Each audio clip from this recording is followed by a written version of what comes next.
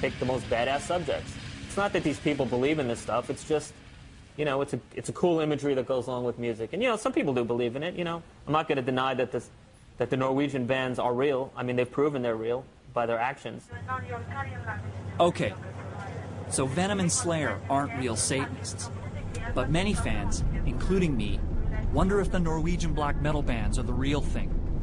So I've come to Norway, an isolated country in northern Europe. 87% of Norway's population belongs to the Lutheran State Church. And yet, strangely, Norway's biggest cultural export is satanic black metal. We're filming a documentary. It's a documentary on heavy metal music. Well, first of all, we told him we were doing a documentary on the history of metal, and he said, black metal. You say that, huh? Black metal. They know their metal here in Norway, let me say.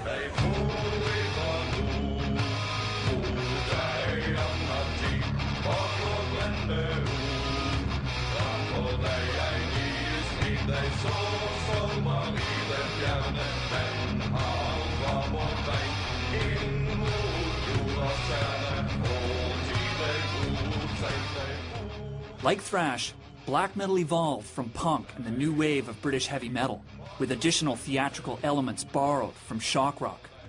Its sound is raw, yet it is also epic and atmospheric, like punk rock meets Wagner dressed as Alice Cooper.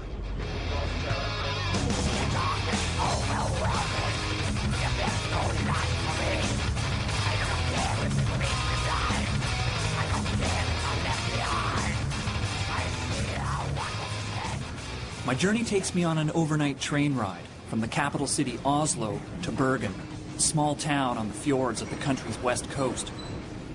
I'm here to talk to people linked to a string of incidents involving members of the Norwegian black metal scene and some of the country's oldest churches.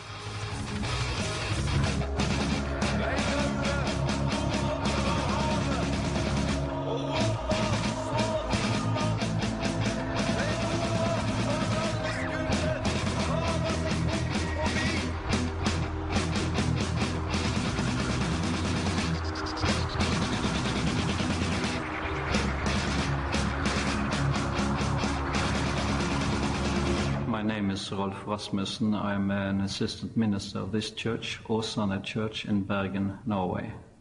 I had been here for 3.5 years when suddenly, the night before Christmas Eve, I received a call from one of my colleagues, and he told me the church is on fire. And I fell into shivers right there in my bed, and I dressed to go to the scene.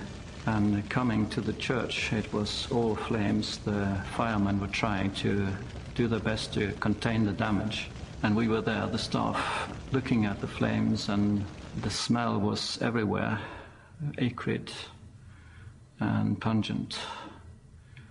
And the tower was still up when we arrived, but after some time, maybe half an hour, it fell heavily to the ground. This was a great loss, not just to us personally, but really to the whole community. This church had been standing here for nearly 200 years, and I saw quite a lot of sad faces. It was not a happy Christmas at all.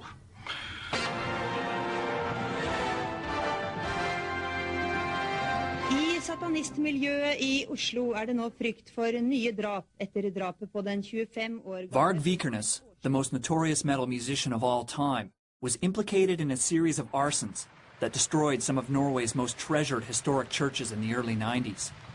He was also convicted for murdering a fellow black metal musician and is now serving a life sentence.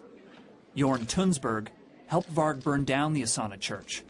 He served his time and was recently released from prison.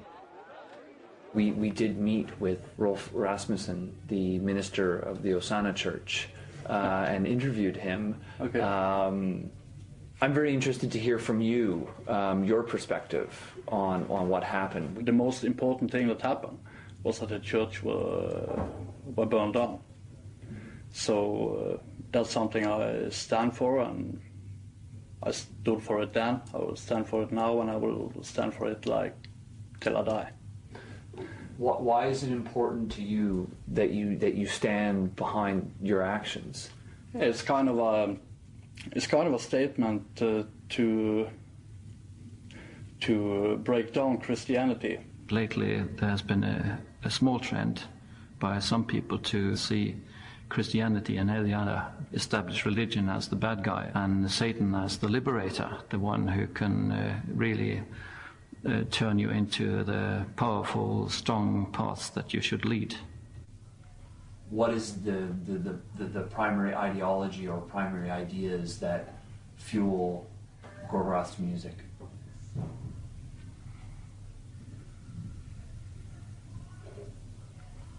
Satan.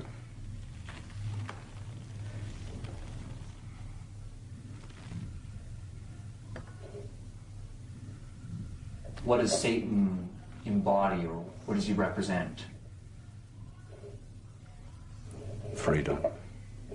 I think whether we like it or not, black metal in Norway is known for a string of events that happened in the early 1990s around a series of arsons. I'm interested to know your thoughts on the actions of those events, the motivations behind those events, whether you agree with them, whether you disagree. Church burnings and all these things are, of course, a thing that I support 100%, and it should have been done much more and will be done much more in the future. We have to remove every trace from what Christianity and the Semitic roots have to offer this world. Satanism is freedom for the individual to grow, to become the Superman. Every man who's born to be king becomes king. Every man who's born to be a slave doesn't know Satan. It's in effect an elitist's religion. It's only for the best, for the strongest, for the most successful. It's not for the timid or the weak. And so by that virtue alone, it won't have a large following. What can you say? Words of a Christian man. So I don't care what he will ever say, you know. I know for a fact that they have lost a lot of followers. So we have been giving them a fist in the face. How do you feel about what happened to the church? Well, in a way, I think that Christianity in Norway deserved it. You know, it in the beginning, it was, you know, it was not something the Norwegians choose. It was forced upon them. So you can say that, you know, that's 1,000 years ago, but you know, but I wasn't sad, but I wasn't really happy either. But I mean, in a historical point of view, Christianity deserved it. You know. And I think society creates extreme people. It's like with you know, a free democracy, it usually deserves its leaders, and it's also I would say it usually also deserves its outsiders. If every metal band wants to be more extreme than those that came before, then burning churches certainly took things to a new level.